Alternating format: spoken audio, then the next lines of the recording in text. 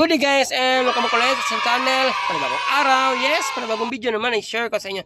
For this video guys, sa Yamaha Mia 125 ay bumigay ko idea kung paano mag-assemble ng makina. Since ito ay na baklas na natin ngayon, pakita naman sa inyo ay kung paano siya i-assemble. Okay. Before dinagay ang kanyang crankshaft assembly ay kailangan natin bagahin ang cranky shell, yung may pinakamatigas na bahagi sa kanyang makina. Mas madali kasi ipasok ang kanyang crankshaft assembly guys once na malambot ang kanyang cranky shell. So yung ginawa ko guys, yan po ay ang pagbo-blow torch natin. No? At the same time, hindi tayo mahirapan pang ilagay ang kanyang crankshaft assembly once na ma-blow torch natin ang kanyang cranky shell. Amazing! So, parang yan is madali ang paglagay natin at pagpasok sa ating crankshaft assembly guys na walang kahirap-hirap. So syempre lagyan mo natin ng kaunting pampadulas para mabilis ang pag-shoot sa kanyang crankshaft assembly guys. No? So, halimbawa, loads, idle, wala tayong blue torch. Diyan tayo magmoblema guys kasi mahirapan tayong ipasok ang isang bahagi ng ating crankshaft. Kasi sa part ng ating makina, sa ating Mia 125, mayroong part dyan na matigas siya ipasok, no? Yung pabor sa magneto. So, yan, di ba? So, kapag bumapasok na yan, tapos paikot-ikutin na natin yan ang ating crankshaft assembly. So, paano ba malaman? Siyempre, yung connecting rod natin guys, ay makikita natin ang kanyang sentrong bahagi ng ating makina. So kapag naipasok na natin siya guys, yan napakita ko sa inyo guys. So yan maging itsura niya kapag naipasok natin ng tama ang ating crankshaft assembly na walang kahirap-hirap. Nasa sentro ang ating connecting rod sa dalawang bahagi ng ating, sa isang bahagi ng ating crankshaft. You know? At maganda rin ang kanyang pag-ikot. Smooth na smooth. So yan ang palatandaan na okay at goods ang pagpasok natin sa ating crankshaft sa ating unang cranky shell. So ikot-ikotin lang natin to make sure na maganda ang ating at malambot ang pag-ikot ng ating crankshaft guys. So, siyempre, lagyan natin ng kaunting pampadulas. Next, kapag naging okay na ang ating crankshaft at okay na ang pagkabit niya, ay maglalagay natin ng liquid gasket. Pindi na rin sa inyo guys, no, kung isang cranky shell lang ang lagyan ng liquid gasket. Pero sa akin talaga, kapag ako ay nag-overhaul, sa akin lang ha, is dalawang cranky shell talaga ang lalagyan ko ng liquid gasket guys. To make sure na maganda ang pag-press niya. At syempre, lahat ng mga bakanting espasyo ng ating cranky shell ay mapasukan ng liquid gasket. Yan lang po ay based lang po sa aking experience. Di ko naman kayo pinipilit kung gusto nyo lagyan ang isa lang lagyan nyo. So, sa akin lang guys. Dalawa talaga, mas maigi talaga. At dapat is medyo manipis lang. Huwag nyo medyo kapalan kasi kung kapalan nyo nagpaglagyan ng liquid gasket, medyo madumi na rin siya. Tingnan. So, kapag tapos na ating isang cranky shell, malagyan ng liquid gasket guys, syempre, ilagay na natin ang ating isang crankcase na mayroong crankshaft assembly na nakapatong. Ayos. So, tapos natin malagyan ang dalawang crankcase ng liquid gasket, ilagay na natin ang ating crankcase na isa. So, napakalambot na po ipasok ating kabilang bahagi ng ating crankcase guys. Tulad niyan. Diba? Kasi nga yung part sa left side na bahagi ng ating crankcase ay hindi medyo mahigpit ang ating side bearing. Sa part lang ng ating magneto, doon lang siya medyo may kahigpitan. Kaya huwag natin siyang ipilit o pupukin para maiwasan natin ma-disalign. Gagamit lang tayo ng blue torch guys o butin para mabaga natin yung matigas na bahagi ng ating crankcase para mabilis ang pagpasok at malambot at the same time may iwasan natin ma-disalign ang ating crankshaft. So ilagay natin lahat ng mga bolt na tinanggal natin, may mataas at saka may maikli dyan. Hindi na kayo malito yan guys, no? Kasi kapag mataas yan, malalaman yan kasi automatic masushoot sa butas yan. So may mga distansya dyan bawat bolt na ilalagay natin. So doon na natin malalaman kung saan banda ang malalim at saka mababaw ang lalagyan ng mga thread sa ating crankcase. Yan. So, saka higpitan natin ang lahat ng mga bolt na nilagay natin. Kapag na-encounter nyo guys, tulad yan sa senaryo na yan, na medyo may kahirapan paikutin ng ating crankshaft assembly sa ating dalawang crankcase, ang gawin nyo, ilagay nyo ang nut sa kanyang thread, sa kanyang magneto. Tapos, unti-untiin nyo siyang pupukin. So, ang purpose niyan, para gagalaw yung crankshaft natin sa loob at magkakaroon siya ng libreng pag-ikot. So, kapag okay na, maganda na yung pag-ikot ng ating crankshaft sa loob, pagkatapos natin siyang pinukpok ng kaunti, para magkaroon na siya ng alignment, ay paikutin na natin siya. Tulad yan guys, di ba? So, magiging smooth na siya. Talasan kasi yan ang mangyayari sa ating crankshaft guys. Kapag hinigpit na natin siya, lahat ng mga bolt na tinanggal natin o kinabit sa kanyang crankshaft. So, yun ang mga tips natin guys. Pupukin na lang kaunti hanggang magkaroon ng paglambot ang ikot ng ating crankshaft. You know? Di ba? So next, ilagay na natin ang ating oil pump. So before natin ilagay ang oil pump, kailangan natin ilagay ang kanyang gasket. So kailangan meron siyang gasket guys, no? Kasi kapag wala siyang gasket, magkaroon ng leaking sa kanyang oil pump. So ingatan nyo po ang gasket niyan kasi ang gasket niyan is napakanipis lang.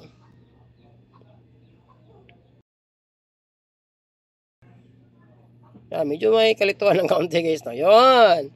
So pagkatapos nyan, ilagay na natin ang kanyang oil pump. So yung oil pump naman niya guys, no, kita nyo bang gear na yan sa ating crankshaft? Dapat po is nagka-coincide yan o nagka-synchronize. Kasi kapag umikot ating crankshaft, automatic sumasabay din ang ating oil pump.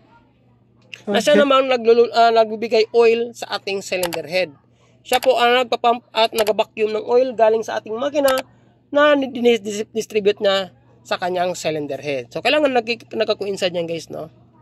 Para maiwasan natin mamblema sa ating oil passage sa ating cylinder head at the same time, hindi masisira ang ating oil pump. Kasi yan po ay isang plastic lang. Hindi po yan metal guys. So, yun. Ikot-ikotin na natin hanggang magkaroon siya ng tamang paglapat sa ating makina. So, yun. Nailagay na natin ang ating oil pump. Next naman ay ilagay na natin ang kanyang dalawang bolt guys.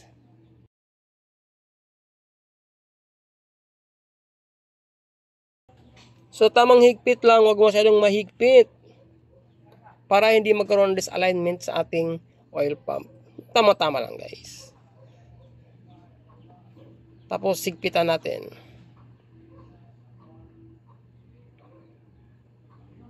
Yan. So, kapag tapos na siya maikpitan, kailangan paikot-ikutin natin siya guys ha. Kung maganda na ba ang kanyang pag-ikot ng ating oil pump.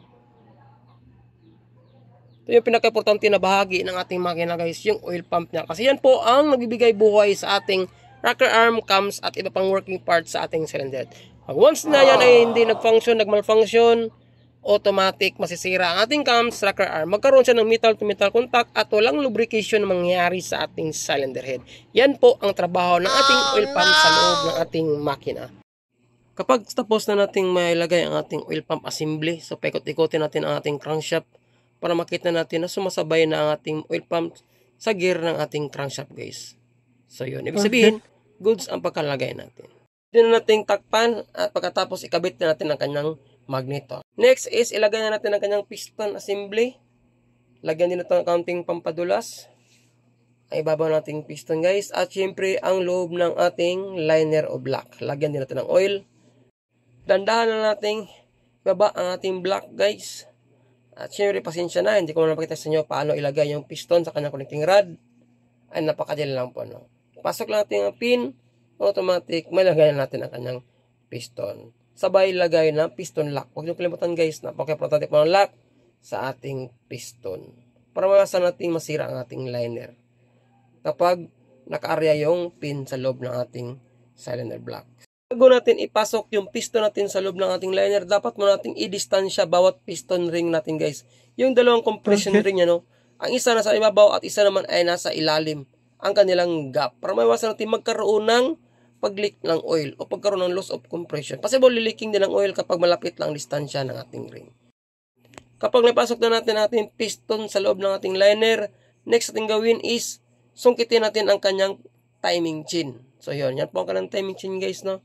So kailangan nakatap din ang ating piston. For automatic, nakatap na din ang ating magneto sa ating top dead center.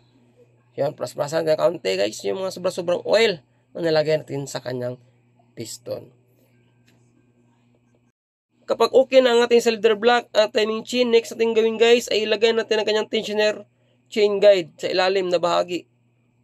So may guide yan guys, dapat nakaangat yan ng kaunti. Kapag okay na ang chain guide, next ilagay natin ang kanyang cylinder head assembly. At syempre sungkitin natin ang kanyang timing chain guys. Kapag okay na ang cylinder head, next natin gawin is ilagay ang kanyang plate. So medyo baliktad ng plate, no? So yan po ang kanyang tamang posisyon ng pagkalagay ng plate. Tapos ilagay natin ang 4 na nut sa kanyang cylinder head. Ang paraan natin sa paghigpit ng 4 na nut ay dapat i-kes-kesa para maganda ang paglapat natin sa ating cylinder head. At the same time maganda ang paglapat din natin mga bawat gasket. Yung base at saka yung cylinder head. Yan po ang advantage guys kapag i-case po ang ating paghihigpit ng ating cylinder head na 4 na nut.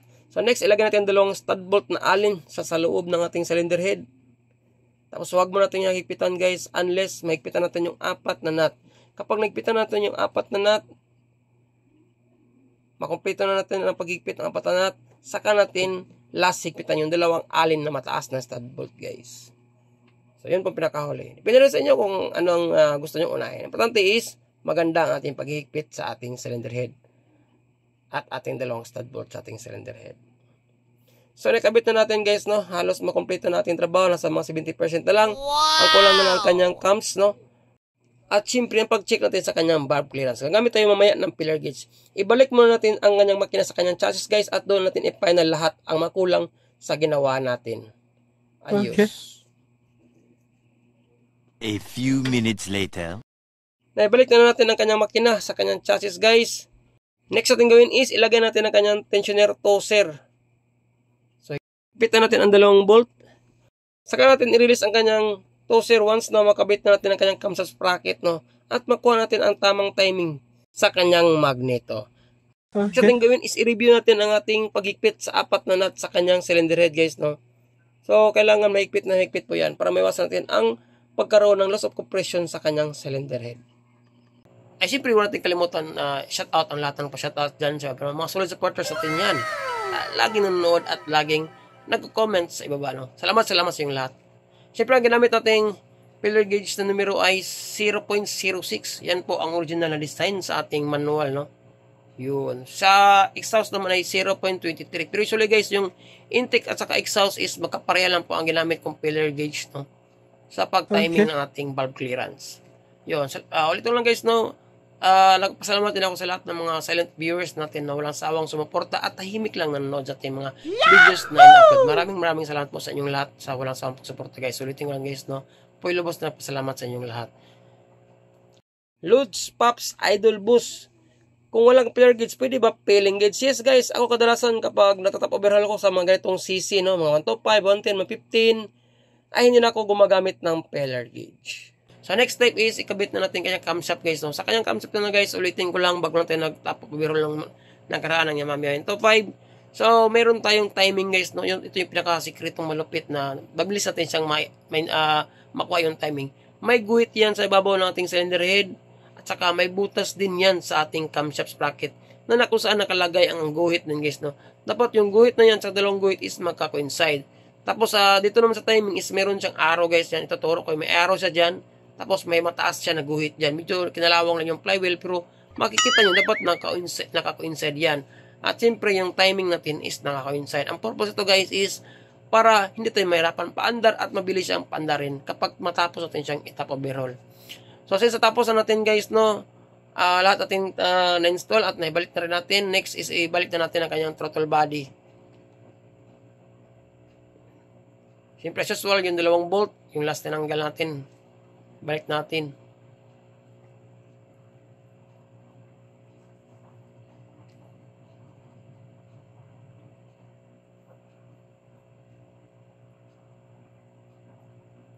Yun. Pagkatapos magpit natin yung dalawang bolt guys, siyempre is ibalik na natin ang kanyang TPA socket. Tapos socket ng kanyang FI natin, no? Yun, yung hose natin sa gasolina, ibalik na rin natin, no? Plug and play lang yan, yung click lang nakalock sa kanya. Yan, itusok lang natin yan, pabalik automatic, maglalak na yan. Tapos, yung kanyang throttle cable guys, nabalik na rin natin. Yung tinanggal natin na bolt sa gitna ng kanyang throttle body.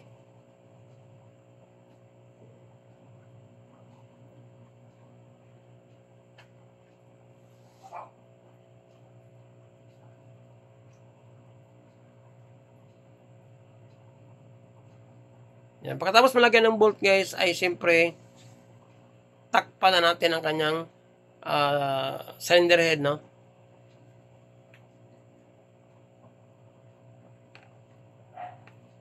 Yan. Takpan na natin guys. Yan. Diba? Ganun lang. Kung nakita nyo itong video ito guys, is kayang-kaya na mag-DIY, no? Kasi halos lahat talaga detalyado ang ating baklas at saka pag-assemble guys, no? Amazing! At syempre kung may katanong kayo kahit hindi related sa ginawa natin video or related sa ginawa natin video guys, huwag kayong mahiyang mag-comment sa baba, no? Yun lang, maraming salamat. At syempre, automatic, sasagot tayo dyan. Kapag kaya lang natin sagutin lahat ng mga problema ng motor. Syempre, kabitan natin kanyang battery. At syempre, yung head na-install na natin lahat. Na-double check na rin natin guys, no? Nakabit na natin lahat. At syempre, yung muffler para marinig yun na ang tunog ng kanyang makina. Parinig ko muna sa inyo guys, no, tunog ng makina nang hindi pa natin siya natrabaho at siyempre tunog ng makina pagkatapos natin siyang natrabaho. So ito na guys, pakinggan nyo, no.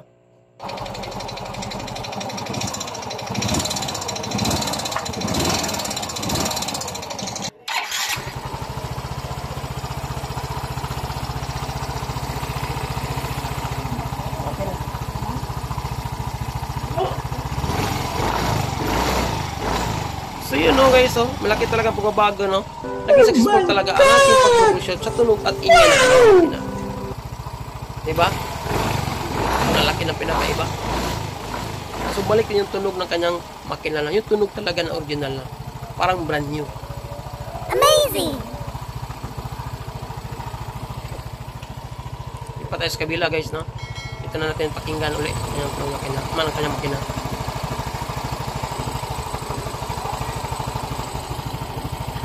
So yun no, balik na sa original no, ang tinig at saka tunog ng kanyang makina. Sana nadagdagan ko yung kalaman kapag yung motor ay mag-experience ng ganitong ingay sa makina. Okay, yun lang guys no, sa araw nito, maraming salamat sa walang sawang pagsuporta at siyempre sa laging panood ng aking videos na in-upload. Ride safe, God bless. See you sa aking next video. Shout out sa ating poging mekaniko, yun no.